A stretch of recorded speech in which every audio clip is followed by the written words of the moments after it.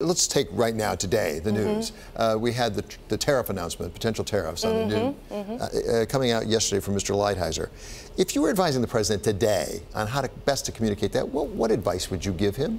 Well, of course, I'm going to take it from the business perspective, right? Sure. So companies, I think what you're going to see is a lot of courage coming out of companies, a tsunami of companies. They're going to speak out against the trade policy. And this is going to be really new, I think, for this White House, because companies there's been a lot of anxiety against going against this White House. But you've already seen the Chamber of Commerce. You saw BMW this week saying they're going to move production outside South Carolina.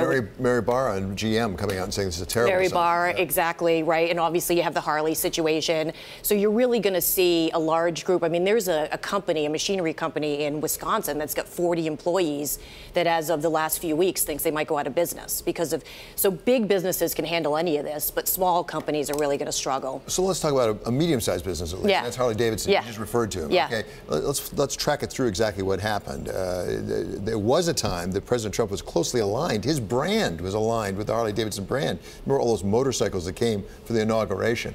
And then there came a time when Harley Davidson decided that wasn't such a good idea because they're getting retaliated against because of the tariff thing. And so they issued a statement saying increasing international production to alleviate the EU tariff burden is not the company's preference, but represents the only sustainable option to make its motorcycles accessible to customers in the EU and maintain a viable business in Europe. It seems like a reasonable position to take, right? Absolutely. They said it was going to cost $2,200. The president didn't like that very much. No, but the mistake I think Harley made from a reputation standpoint is associating themselves too close with the White House in the first place.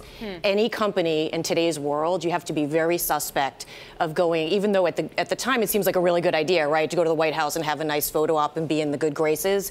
But in the long run, you have to be wary of that. And the reality is, Harley is such a strong brand. They've had a tough year. I think the stock has had a tough year, and they need to do what's right for the company. And their owners are gonna, their Harley owners are really gonna buy them anyway, I think. So, to your point, Trump tweeted after Harley made that decision, surprised that Harley Davidson of all companies would be the first to wave the white flag. I fought hard for them, and ultimately they will not pay tariffs selling into the EU, etc.